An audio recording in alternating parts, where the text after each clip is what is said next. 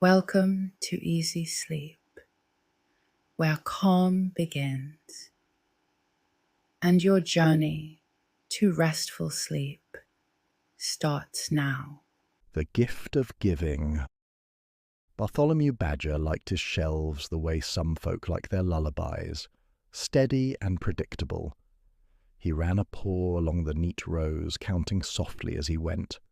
32 turnips, 12 jars blackberry jam, 6 bundles thyme. He nudged a turnip so its root tail faced backward like the rest. Order, he murmured to Old Steam, the squat kettle on the hob. Old Steam replied with a patient hiss that meant, as always, nearly. Snow tapped the small window, hesitant at first, then a little braver. The burrow smelled of thyme and wood smoke and the sharp, clean scent of cold seeping under the door. Bartholomew knelt, stuffed a rag deeper along the sill, and, after looking both ways for no one in particular, rolled the visitor's mat tighter and slid it out of sight behind a bucket. After sundown, he told the empty room, the door is closed. It felt sensible to say it aloud. Sensible was warmer than brave. He set out his supper, a heel of bread, a spoon of jam he considered not for tonight, and a bowl of porridge he assured himself was perfectly sufficient. He mended a button on his waistcoat while the porridge cooled, and placed the spare button twin in his tin-marked emergency buttons twine, very small screws. The tin made a solid little click when it shut, and that too felt sensible. Old Steam sighed long and low, the sound of a friend considering a nap. Bartholomew spooned up porridge. He chewed, counted, chewed, and listened to the weather tidy itself into proper winter. The fir boughs above the burrow whispered together. The creek outside was a glassy hush. Bartholomew's whiskers twitched at the pleasure of everything being where it belonged. A draught slipped meanly around his ankle. He frowned at the door, reached for another rag, and paused with it in mid-air. A sound had arrived so gently it could have been a mouse's dream, a small, uncertain scratch at the latch. Bartholomew did not move. He did not breathe. He stared at the door as if staring might convince it to be a cupboard, not an opening to the rest of Fernhollow. The scratch came again, brave as a whisper. "After sundown," he said, only this time it didn't sound sensible at all. Old Steam gave a questioning bubble as if to ask, "What if, just this once?" Bartholomew folded the rag with fussy precision and set it on the table. He adjusted his waistcoat. He cleared his throat, and then, with the tiniest shake in his paw, he lifted the latch and opened the door no wider than his whiskers. Outside, the world had turned to pearl and frost. On the stoop sat a baby rabbit, snow powdered along her ears like sugar. She blinked up at him, nose twitching. "Excuse me, Mr. Bartle," she said, in a voice the size of a thimble. "Warm?" Bartholomew blinked back. "Mr. Bartle?" He considered correcting her. He considered closing the door to think. Instead, he stepped aside an inch. "Only until the wind changes," he said. And the wind, extremely impolite, immediately changed, gusting a swirl of snow into his tidy burrow. The baby rabbit tottered in, bringing the cold with her like an extra shawl. Bartholomew shut the door fast and set his shoulder against it until the latch clicked. "Watch the mat," he started to say, then remembered he'd hidden the mat and settled for, "Mind the floor." She shivered so hard her whiskers quivered. Bartholomew fetched a towel from the peg by the stove and wrapped her like a dumpling. He sat her on a stool near old steam and scooted the kettle so that the heat breathed toward her. Her eyes followed the steam as if it were a story climbing to the ceiling. "Name?" Bartholomew asked, because names made rooms feel orderly. "Clover," she said, then yawned so wide you could see the pink of her growing. "Clover," he repeated, tasting it. "You are very small to be out in a storm." "Was going to the Bright," Clover said, pointing at his lamp. "The snow hid my road." Bartholomew measured the air with his paw. He measured the pantry with his eyes. He measured his own chest and found, annoyingly, that it had gone soft around the sternum. Tea, he decided. A thimble. He poured the smallest cup he could manage and added a drop of jam because rules had to bend somewhere. Clover cupped it in both paws like treasure. Her gaze drifted to the mending tin on the table, the one that clicked so satisfyingly. "What's in your click box?" "Buttons," Bartholomew said. He hesitated. He opened it. The contents gleamed plain and sensible. He selected a little round button, black with a tiny shine. "Here," he said, pretending to frown. "Hold this for courage. Temporarily." Clover took it as if he'd handed her the moon. "Thank you," she sang, and the thank you came out with a tune of its own. The room changed temperature by 1 degree, which is more than you'd think possible without touching the fire. "Porridge," Bartholomew said briskly, "just enough for 1.5." He measured oats, water, and a careful pinch of salt, and then reflexively another spoonful for no reason at all. Clover watched the spoon move. She watched old steam breathe. She watched Bartholomew tidy the edges of his worry. When the porridge was ready, he set a small bowl before her and a larger one for himself, and he remembered to blow across the top of hers until the steam softened. "'S good," Clover said around a spoon. "Mr. Bartle makes good warm." Bartholomew's ear twitched at the misnaming. "Bartholomew," he corrected, too quietly to matter. He took his own spoon, tasting the warm, and realized he'd cooked for 2. The discovery was not unpleasant. Clover, having finished, leaned slowly sideways until her shoulder found his sleeve and stayed there, her button clutched in her paw. Her breathing settled into small broom brush sounds. The snow had found its rhythm outside. The stove ticked as the iron woke and slept. Bartholomew felt his fur lower from alert to calm. He was contemplating the calculation of blankets when a brisk knock rattled the door, as if the wind had learned manners and brought a friend. Bartholomew stiffened. Clover, eyes still closed, whispered, "Warm friend," as if announcing the weather. Old steam hiccuped with surprise. The knock came again, this time accompanied by a voice that seemed to have a bow tied around it. "Good evening to any gentle soul within," it called, slightly desperate. "I am, alas, frozen half to death, and the other half is quite offended." Bartholomew exhaled through his nose. "Of course," he told the kettle. "Of course it is." He tucked Clover's towel more firmly around her, patted her buttoned paw, and went to open the door. Snow swept in, a polite guest who'd forgotten how to be polite. A fox stood in the doorway, all long lines and rattled pride, a crimson scarf torn into a fringe that did not look intentional. He bowed, or tried to, shivering, which made the bow an accidental curtsy. "Rowan," he said, a tempting charm through chattering teeth. At your service, though at present I am more in need of yours. Inside, Bartholomew said, tugging him past the threshold. He shut the door, kicked the draught rag into place, and gave Rowan a look that said, "We will talk about snow blown in later."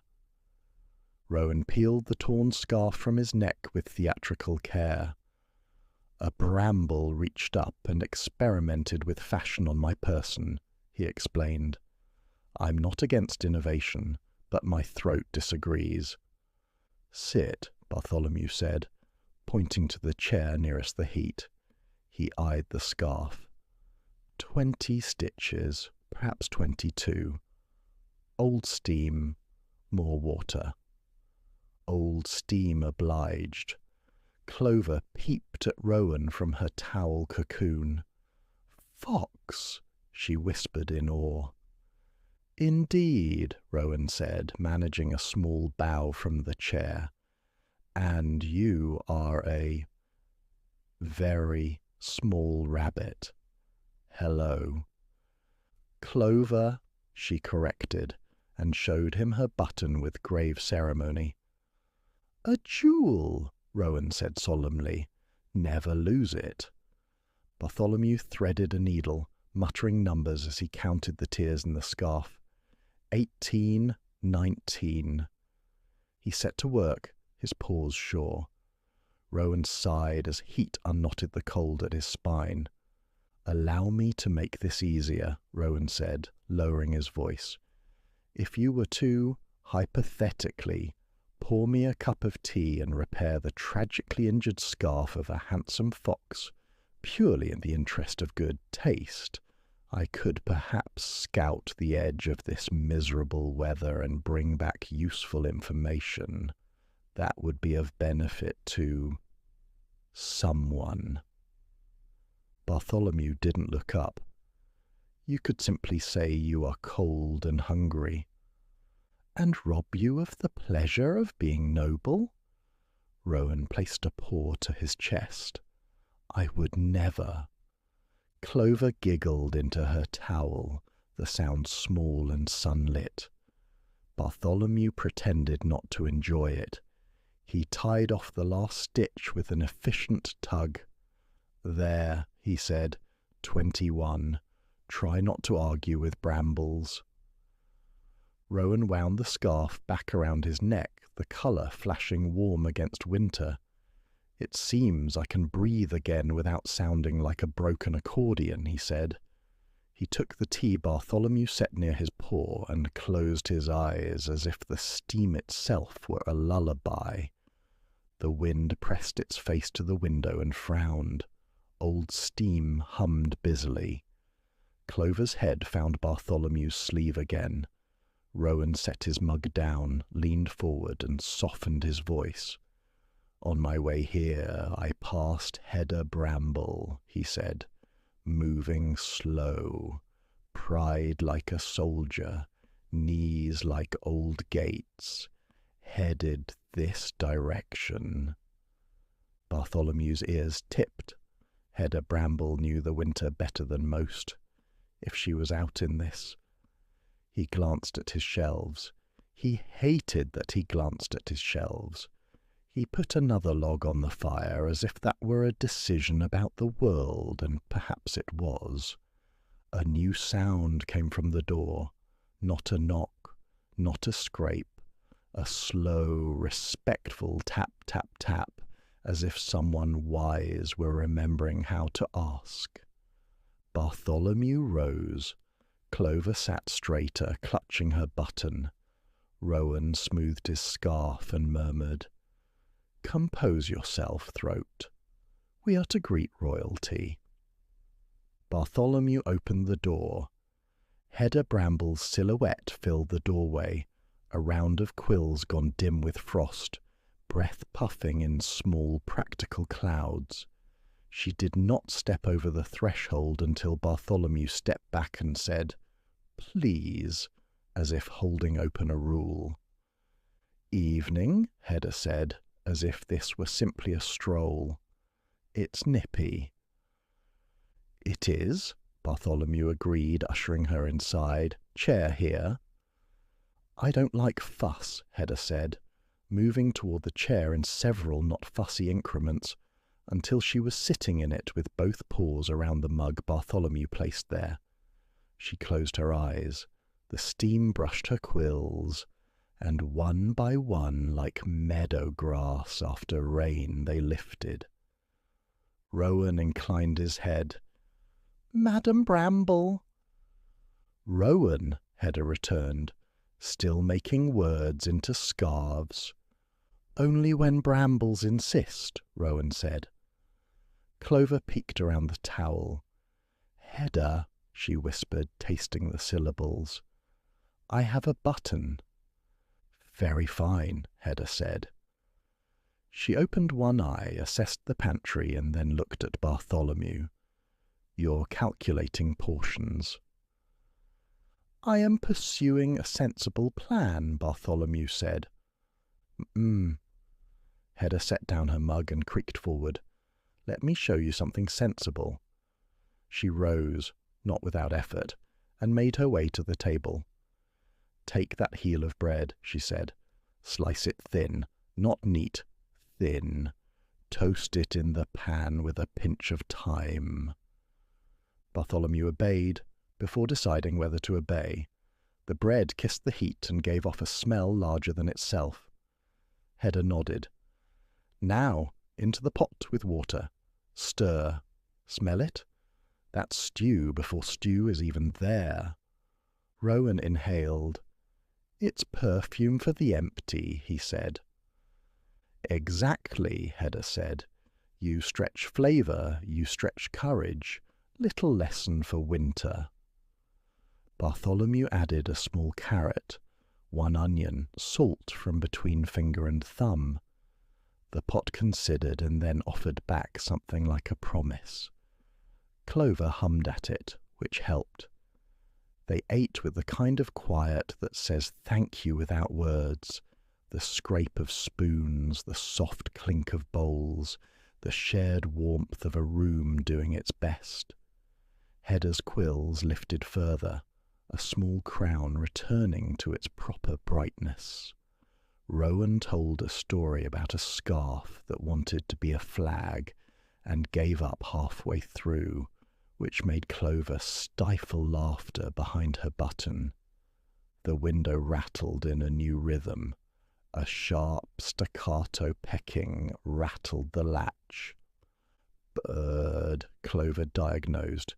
"Tib," Hedda and Rowan said together. Bartholomew rose, already reaching for a small cup and a dry cloth. He lifted the window latch and a robin tumbled in, trailing ice like confetti. "Right then, right," Tib chirped, landing on the table and then hopping immediately to the rim of the kettle lid, where the warmth rose in steady breaths. His feathers stood in bewildered spikes. "Hullo, hullo, terrible out. Drifts like little walls. Creek's got a sulk. Oh, tea, thank you." Bartholomew placed a saucer near the warm. Tib dipped his beak and shuddered. "Better, much better. Hello, Clover. Hello, Rowan. Hedda, ma'am. Bartholomew," he said, ticking through names like deliveries. "News. Warrens tight and counting noses. Holes snugged, paths hid. Wind thinking about a nap." He fluffed. "Also, your eaves are sulking. Drip, drip." Bartholomew glanced toward the door and filed that away. "Eat," he said, pushing a plate with crumbs and thin slices of the toasted heel. "Glory," Tib said, taking quick, neat pecks. "You smell like stew that knows a secret." "Time and trickery," Hedda said. "Pull a chair, Tib." "Perch will do," Tib said, and hopped to a spoon's handle which made Clover gasp with delight. "Thank you, spoon," he told it, as was proper. Rowan unwound a length of yarn from somewhere near his clever paws, and without exactly admitting to it, began to knit a small hat sized for a bird. Purely theoretical, he said, but if one had a head that forgot its feathers were friends.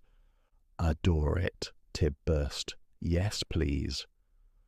The room warmed not only in degrees but in company. Hedda coaxed Bartholomew into another pot, a few beans, a shred of dried mushroom, the kind of patience that turns hot water into supper. Clover invented a game where everyone had to say one thing they were grateful for immediately, with no thinking. Warm spoon, she began, hugging the handled saucer. Chair that doesn't wobble, Hedda said, patting the armrest. Scarf that remembers how to be scarf, Rowan said, smoothing the mend. Door that opened, Tib said, and the whole room paused a fractional beat to let that one land. Bartholomew looked at his shelves. He looked at the pot. He looked at Clover clutching a button as if it were a bell that rang courage. Jam, he said abruptly, and went to fetch a jar he told himself was for spring. He set it on the table and opened it with a decisive twist. Rowan raised an eyebrow. Spring has been called forward. Emergency, Bartholomew said. He felt a foolish lightness as Tib dipped a crumb and made a noise so grateful it might have been prayer in another place. Old Steam gave a long, contented sigh. The wind shifted from scolding to muttering, then finally to hush. The snow sang itself into softer shapes. Hedda tucked a blanket more firmly around Clover's shoulders. Rowan fastened the last loop of Tib's new hat and set it carefully between feather and feather. Tib preened, then blinked at the window. Right, he said in a whisper. Think I can feel morning staring at us from far away. They settled into the kind of quiet that isn't empty, only full in a different way. The fire lowered itself. The steams thinned. Bartholomew's eyes closed against his will, then opened again at a soft, irregular drip from the eaves. Tib, listening too, said, Thor thinking about it. Bartholomew nodded, not trusting his voice, and as if the Thor had been waiting for permission, a heavier drip answered. Pale light arrived like someone polite at the window. The first sound was a plink from the eaves, then another, then a quickening patter. Hedda sat forward. Change, she said, sniffing like a weather vane. Tib hopped to the sill, peered, and let out a sharp little, "Oh!" Creek's picked a fight with itself, he reported. Ice slabs stuck at the bend, water piling like chairs. Bartholomew tried, out of habit, to scold physics into behaving. Surely it will... A bright, cold ribbon crept under the door and onto the floorboards, as if to introduce itself. It touched the leg of the lowest shelf, tasted it, and then, deciding it liked this game, kept going. Up, Bartholomew snapped, all rush and pause.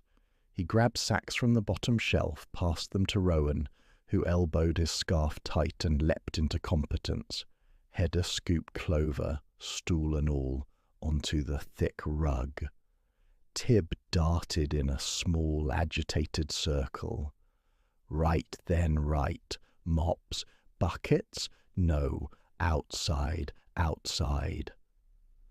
The water rose by the steady measure of panic.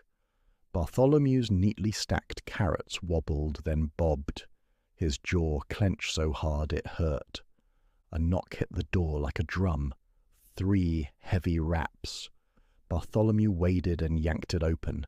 Mica the beaver stood there with a coil of sapling rope over his shoulder and a face like a useful map. Problem, Mica said, perfectly calm. Solution. 1, wedge. 2, Lever, 3, T. Order questionable, Rowan murmured, already moving. But yes. They sloshed into the morning, the cold grabbing at ankles, the air glass bright. Outside, the creek had turned from silence to stubbornness. A plate of ice sat crosswise at the bend, the water behind it bullying but unable to pass. It had chosen Bartholomew's burrow as its first idea of where else to go. Mica paced along the bank with squat, purposeful steps. "Wedge here," he said, pointing with a sturdy paw to a notch between ice and bank. "Lever there." He handed Bartholomew one end of the rope. "Anchor on the alder root. Pull when I say to." Bartholomew tied the knot with ferocious neatness. Rowan tested the lever branch with a hop. Tib zipped to a low limb and cleared his throat. "Counting is my job," he declared, perhaps to keep his own nerves from unspooling. Hedda tucked Clover beneath her shawl and hummed something Bartholomew recognized as the rhythm of work. Not pretty, but true. Clover pressed her button against his sleeve as he passed, a little cold weight of courage. "Ready," Mica said, bracing the wedge. "1." Tib's voice rang clear. "1." "2," Mica grunted. "2," Tib cried. Bartholomew pulled with everything he had. "3," Mica barked. Rowan leapt on the lever. The wedge bit. The ice groaned like old furniture learning a new shape. For a breath, nothing happened, and then everything did. A crack sprinted across the slab, water surged, and the trapped creek threw itself forward and away, laughing in a language of thaw. They staggered and whooped, wet to the knees and ridiculous with relief. Mica stepped back, admired the flow the way an artist admires a newly sensible painting, and nodded once. "Good. Now shelves," he said, already turning for the burrow. "Too low. Floor silly. Wall needs patch." Bartholomew looked from the creek to his door, to the muddy water inside, to the drips threading from his once tidy shelf. He felt as empty as the jars he'd given, and then he looked up at the small crowd of help he somehow possessed. "Let's set it right," he said, more to himself than anyone, and went in to begin. The burrow had turned into a shallow pond with furniture. Bartholomew waded through with a noise that was absolutely not a whimper and entirely a determined grunt. Mica rolled up imaginary sleeves, he had none, and began to point. "Shelves off wall," he said. "Raise pegs. Add top shelf. Mark spare." He turned to Rowan. "Wood." Rowan saluted and was out the door, scarf flying, to fetch planks from the wood pile. Tib darted after him, calling, "Turn left at the stump, the dry stack, mind the slippery, right then." Hedda hauled the rug onto 2 chairs to let it drip. Clover, set carefully upon the table with her button and towel, contributed advice at useful intervals. "Don't put the wet with the other wet," she said. "Put the wet with the outside." "Sound logic," Hedda said. "Bartholomew, breathing." Bartholomew exhaled. Mica handed him a small chalk slate and a stub of chalk. "List. Pegs, braces, towel hooks, shelf, spare," Mica dictated. Bartholomew wrote it down, his paw steadier now that the world had instructions. Rowan returned with wood. Tib returned with news. Neighbours on their way.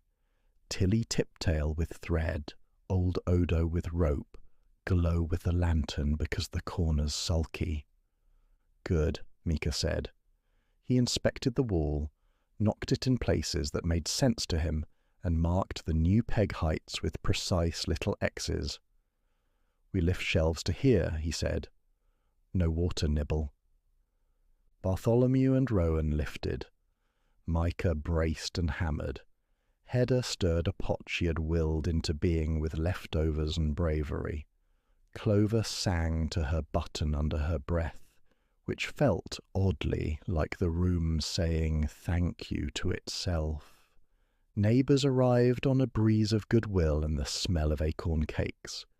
Tilly Tiptail, a mouse small enough to ride a teacup, darted in with a sewing kit. "Rug binding's gone," she announced. "I'll stitch it kinder." Old Odo the otter sloshed in with coils of rope and a grin wide as the creek. "Heard there was a water story wants a better ending," he said. Glow the firefly turned up with a jar lamp and settled it in the dim corner, soft light blooming like a smile. Tea found its way back into mugs. Laughter did too.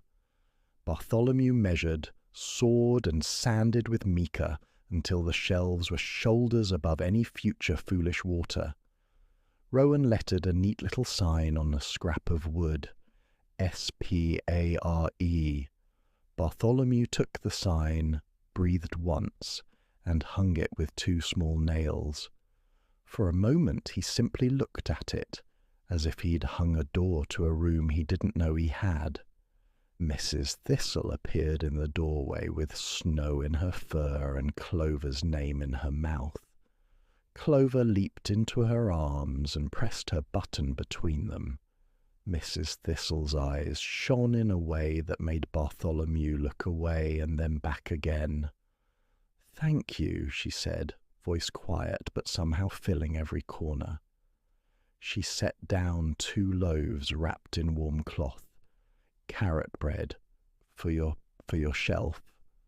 Bartholomew cleared his throat. "It will do very well there," he managed, and put 1 loaf on the new top shelf with a ceremony he hoped looked casual.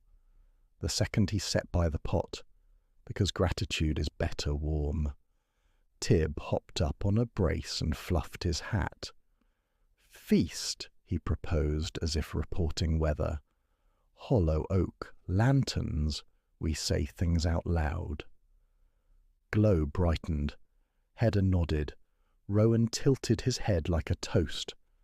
Bartholomew looked at his repaired wall, the green of Mrs. Thistle's eyes still in his memory, the sign that said "spare," and felt the surprising itch of wanting to be among voices on purpose.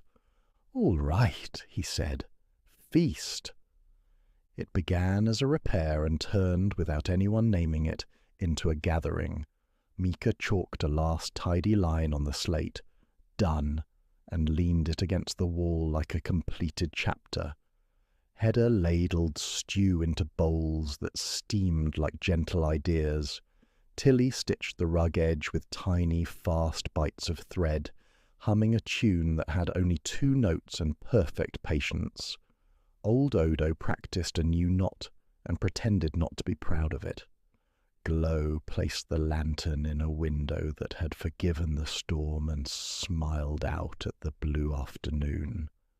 Bartholomew moved through it all, placing things where they belonged, not because he feared disorder, but because he wanted everyone to find what they needed without asking.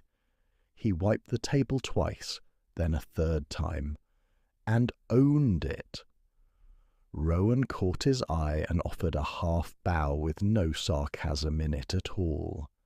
Mrs. Thistle sat with Clover on her knee and brushed snow from her ears as if it were a stray thought. "You were brave, my little bean," she murmured. "Mr. Bartle gave me a button," Clover said, solemnity itself, "for courage." Mrs. Thistle looked at Bartholomew over Clover's head. "Then he gave you more than tea," she said, and the warmth in her voice went straight to the ache behind Bartholomew's ribs. "Old steam," Bartholomew said to the kettle, because kettles are capable of accepting remarks that are too big for the air. Old Steam answered with a contented puff. Tib landed on a shelf brace and delivered the plan like a letter. "Feast at Hollow Oak when the light goes soft," he announced.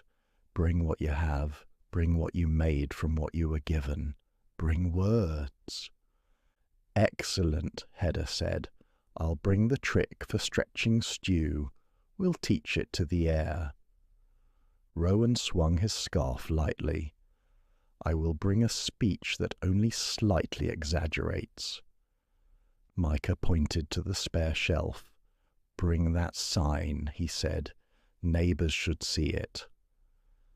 Bartholomew looked at the shelf. He pictured carrying it across Fernhollow like a banner. He snorted, then surprised himself by saying, "Perhaps the sign stays. But I will bring the bread's twin." "Fair," Mica said. "Bread is heavy too." They ate together, standing or perched as the room dried and set. The stew tasted of time and invention. The carrot bread was dense and sweet, and the way Clover's paws reached for it made Bartholomew remember what it was to be so sure of delight that you didn't disguise it. When bowls were empty and tools put to rights, when the last damp had been traded for the smell of wood and steam, Tib lifted off the brace and arrowed toward the door. "Light's going soft," he reported. "Glow?" "Here," Glow chimed, and her lantern answered for her. They stepped out into Fernhollow, where the snow had decided to behave like decoration instead of an argument. The path to the hollow oak was a matted ribbon of footprints, and it felt like a promise already kept. The hollow oak had a hollow heart and kind shoulders. Lanterns hung from its arms, spilling good, low light onto woven leaf mats, and a circle of stumps worn smooth by stories. Glow's jar shone like a second moon near the ground. The air smelled of stew and bark and something like cinnamon that might have been courage in disguise. Neighbours arrived steady as stars. Someone brought acorn cakes stacked like tiny hats. Someone else set down a bowl of cranberries that twinkled like berries always believe they are jewels. Hedda took the biggest ladle and portioned generously in a way that made generosity look like common sense. Rowan adjusted the lantern cords and then decided they were perfect without touching them at all. Mica admired the way the tree's root held the ground in place and confessed it to the root itself, which is polite. Bartholomew stood a little back at first, unsure where a badger who liked shelves was meant to be in a feast. Clover solved it by grabbing his paw with her small, confident one and pulling him into the circle. "Mr. Bartle must sit here," she declared, patting a stump as if it were waiting for him. Bartholomew sat.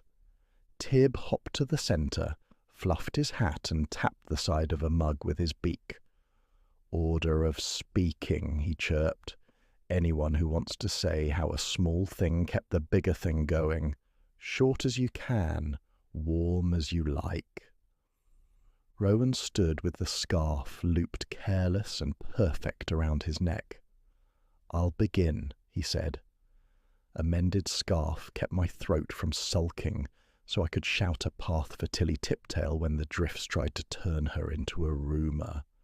She made it home without becoming legend. Tilly popped up, needle still in her paw. And once home I could stitch the draught cloths for 3 doorways. That kept 3 babies from sneezing their heads off, and I like heads on babies. Hedda lifted her spoon.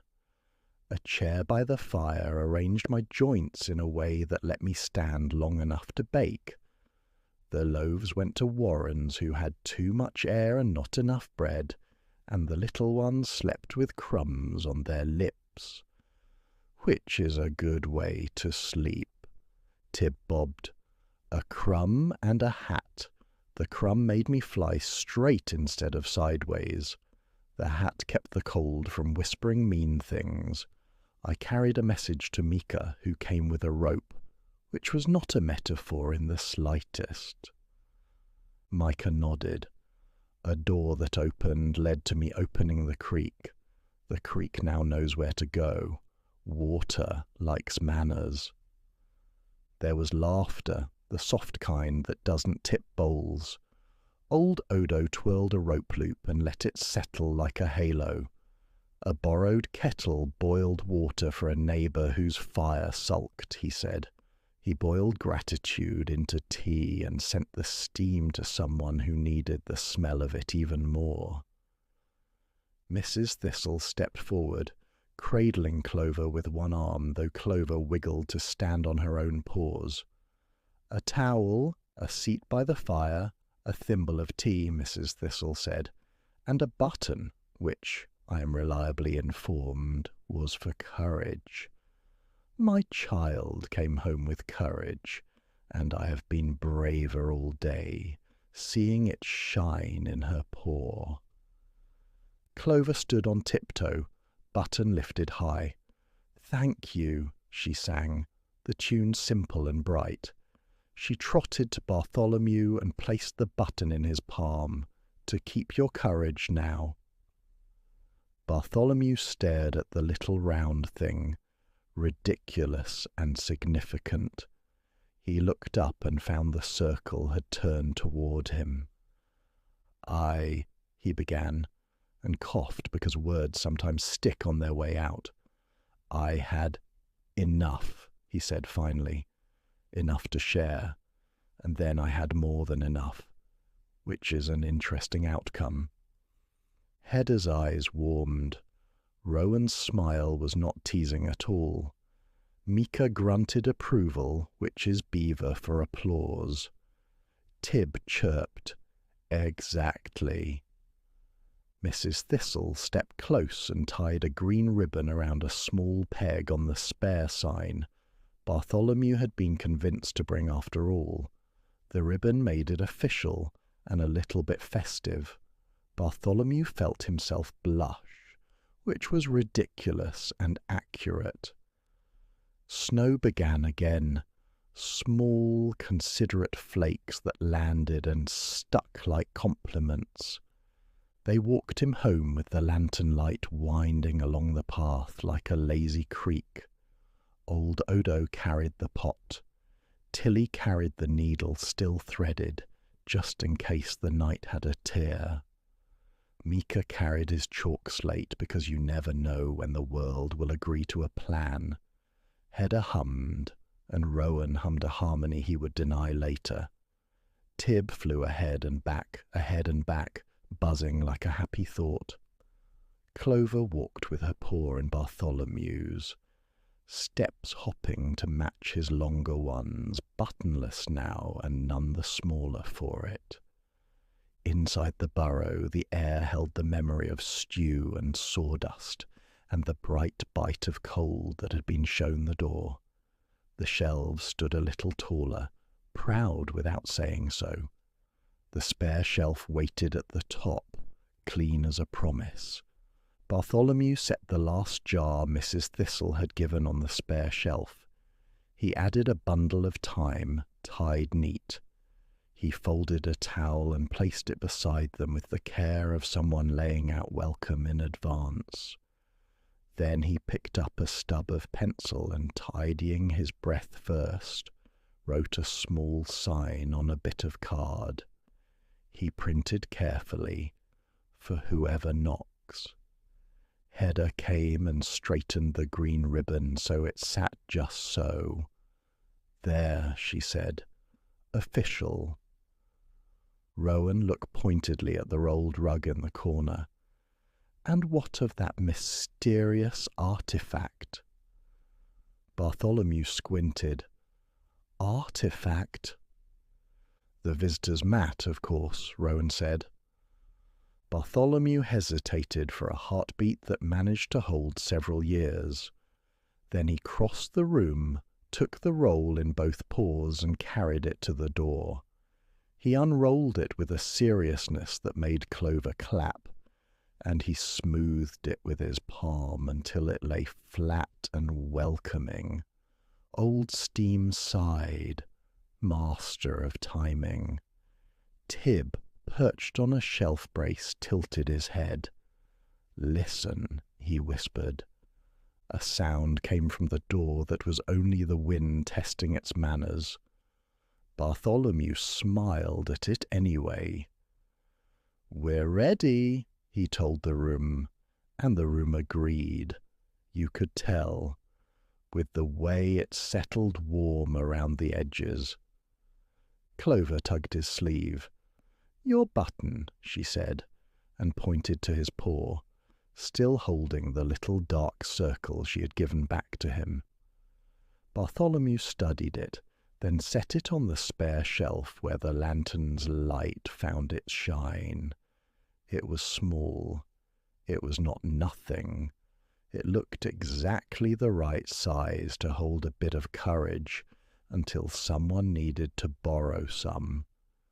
Neighbours said their good nights the Fernhollow way, soft, repeated, like rocking. Night then, night now, night. They stepped out into the gentle snow, lanterns blooming small halos on the white. The burrow took a breath and let it out slow. Bartholomew put away the last cup, straightened a spoon in its rest, and stood in the middle of his tidy, not quite the same room. He did a silly thing then. He touched the spare shelf with his fingers, the way you pat a creature you like. The shelf felt steady. He felt steady too. He set a fresh log on the fire. He checked the latch but did not draw the bolt all the way. He looked at the mat and did not hide it. Old Steam began to hum that nearly boiling hum that never failed to say, in the language of kettles, that something good was about to happen. And when Bartholomew sat, at last, in his chair, he did not count jars. He counted the places where friends had stood. He did not count turnips. He counted the versions of warm the night had taught him. He did not measure the room's emptiness. He measured its welcome. The kettle hummed and the room held everyone's warmth.